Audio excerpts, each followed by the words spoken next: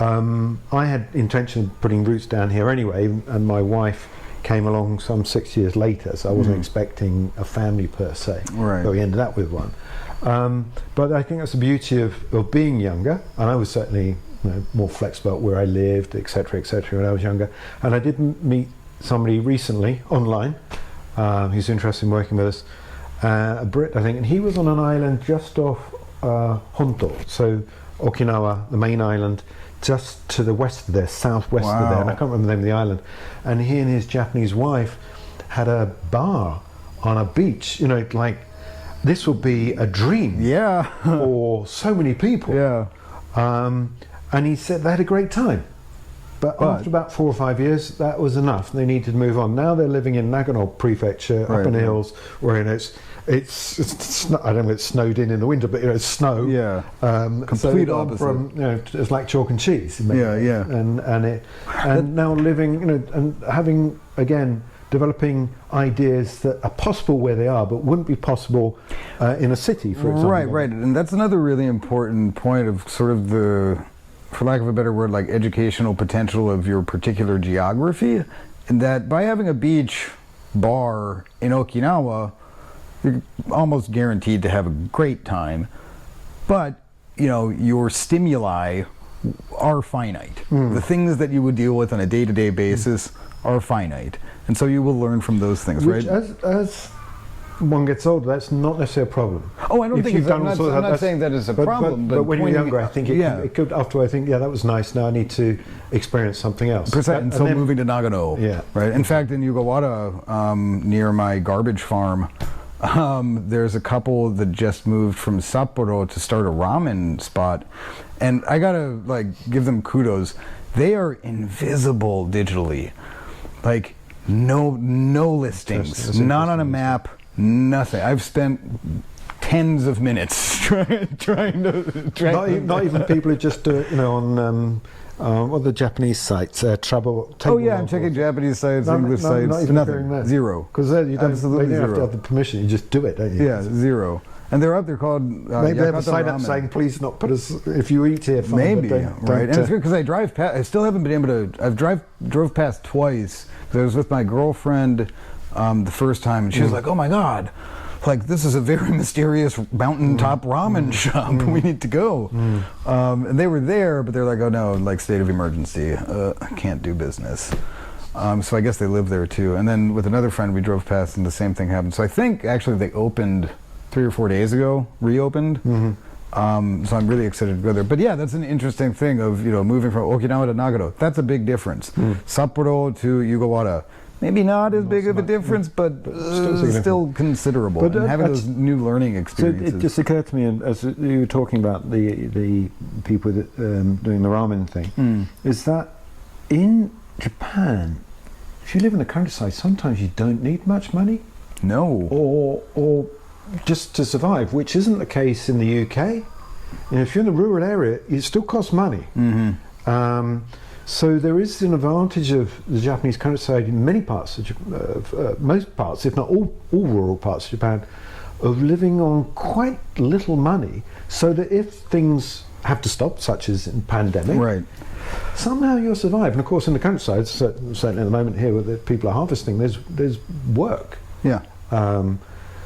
And it might not be piecemeal. It might not be much, but it's enough to and it get might by. you're not making 6 figures on being a rice farmer, but and especially if going back to the younger folks thing, that is a potentially valuable experience if you do it for a year or two, something like that. And the upside of that is, of course, if you bring your own business, whether it's such as Walk Japan's business or IT business or real estate or whatever, you can do that in the countryside. Of course, you then get the benefit of city wages, city income, and blending it with a very cheap lifestyle. I mean, I dropped, by moving to Yugawara, I reduced my core living expenses.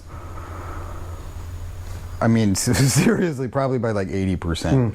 An extreme drop. Well, we went from quite a upmarket neighborhood of Tokyo back to here, and from a lot of rental expense to zero. Effectively. Yeah, but the food costs here and the quality of food, of course, in many parts of rural Japan. There's some places which are more, I don't know, what's the word? Variety and freshness. Parts of Japan you might have something that's very fresh, but it's very limited range of food. I would imagine that around here there's a great variety. Yeah, and it's much cheaper than you would find in Tokyo necessarily. Oita is one of those areas which is largely overlooked, but is actually quite. I can't think of the English word. It has a lot of variety and it has a freshness. You have different seas here. You have the Pacific Ocean. So it sounds like it's very Utah. You have the Bungo Siro, which is fast-flowing waters. Then you have the Inland Sea, which is quiet waters. So you get lots of different fish and other sea creatures.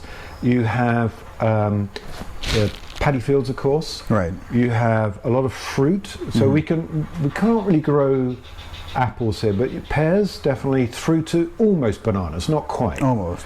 You can grow bananas, but they're not. But everybody makes fun of them, and we have a place called Handakogen, and which are higher plateaus. So you've got a lot of which I really want to see, because especially just looking at Google Maps and seeing the topography. It's beautiful. Yeah.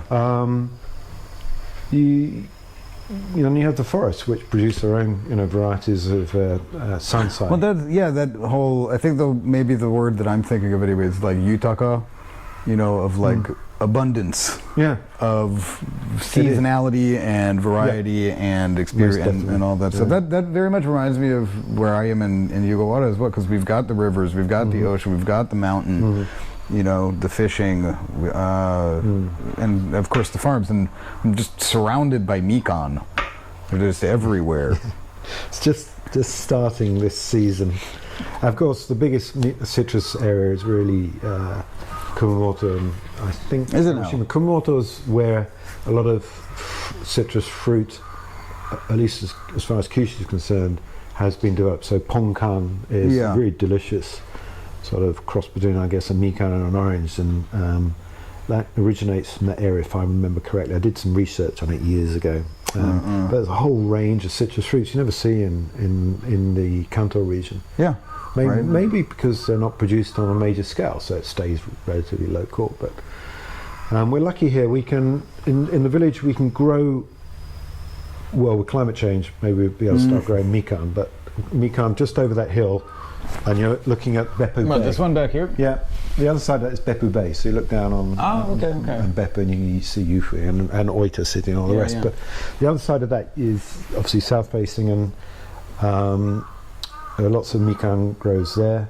We can grow kabosu, yuzu, mainly the greener varieties of citrus fruits, or until they overripen, they go yellow. But we have that kaki. Galore. I mean, people here just. Well, I can remember I go on a lot of hikes around where I live, and when I first moved down, I mean, of course, there's the actual mikan groves that are a semi-functional anyway business, but I guess Yugawara used to be like a very big mikan production area, and so they're just everywhere, growing wild. And I'm hiking like an hour into it, and I'm like, oh damn, I forgot my water bottle. I'm kind of thirsty. And that's when it first clicks that like, wait, I'm surrounded by mikan, and I can just sustain myself off of nature. Yeah. And that, I mean, it sounds kind of like a minor realization, but like that was the first time in a long time, I think, that I've just been able to like look at a tree and be like, oh, you can help me. Yeah. Which is a neat thing because when you're in the city, it's concrete, or it's here's my 1,000 yen, please give me the plastic wrapped stuff from 7-Eleven or whatever. And if you can just go out there and just pick something. I mean, you were saying there are people around here in permaculture and everything. I've worked on a few permaculture farms, and it's just amazing being able to walk around and just like look down and say, oh, that's delicious. To tell you the truth, a lot of people living here, they'll be just as happy to go to the supermarket and buy something that's plastic wrapped. They will, obviously there is stuff which is grown by grandmother, Right. but maybe another generation or two, maybe there's far fewer people growing their own vegetables and the like, because it takes time. It takes and a maybe long people, time. even the countryside, people can be busy, with, I don't know, maybe they're a nurse, maybe the wife's a nurse, maybe the husband's a nurse, or they're working in a city office, or maybe a local factory making car parts for Daihatsu, a big factory. Right. The road Well, I mean, that's one of the promises that I see with the advent of bringing more IT businesses out to areas like this, and like where I live, and that. So I'm not a professional farmer. I have a farm. I'm very bad at it. But I get potatoes, I get Nikon, I get onions, I get carrots, I've got a kiwi tree, I've got 3 goats now. Oh, wow. What else do I grow? I grow a bunch of stuff. Very poorly. But it's still edible. But it's working. It's still working well enough, and I do that on the weekends, and I get good exercise from it. I probably spend, 8 hours a week on it, right? It's not hardcore, it's not a big plot. I can't overstate how bad I am at this. But the thing is, I get some stuff from it, and I can kind of not adjust, but add to what my normal, going to the supermarket and getting stuff is, right? It's not 100% farming, and I can still do my business and travel and everything, right? So the whole idea of being 100% a farmer, especially in Japan with all the subsidies and everything, honestly, right now, it sounds kind of like a bad idea. What sounds like an interesting idea is being able to augment your modern work lifestyle with 8 hours a week on your small little plot of land. Which next you can door. do, depending on the season, you could maybe start working on a vegetable patch at 6:30 in the morning for an hour or so. Right. And maybe later in the evening. In the winter, maybe at lunchtime. Right. It depends. And of course, you don't always have to get out in the rain. And a lot of it can be in quite comfortable weather. And that's something else, actually, being in the countryside, you're much more the seasonality of things is much more apparent, not just in what's growing on the trees or in the fields, but the weather itself, which of course in big city when it's hot and cold, but you're pretty well protected by the environment that you're in. You jump on the bus or the metro system or train or whatever, and it's more or less crowded. You're wearing more coat or easy clothes for the hot, humid summer. But you're not out there in the elements that much, really. Right. No, I can remember a rookie, and like when I was a kid too. That's the thing, like I was pretty outdoorsy, but just adult, early 20s to early 30s, like, all right, Tokyo it is. I'm gonna forget how to make a fire and all of that stuff. And I went hiking with a friend, like proper, like, okay, we need to be careful about this hiking around Nikko. Like, we get up there, and then they ended up falling down like serious cliffs 3 times. I just barely caught them, so that was dangerous. And then it started getting dark, and we're like at the top of the mountain, in the middle of the woods, kind of lost. I'm like, okay, now's the time we need to like actually focus. And I'm also hungry, so that's not good. That doesn't help, and then it started raining.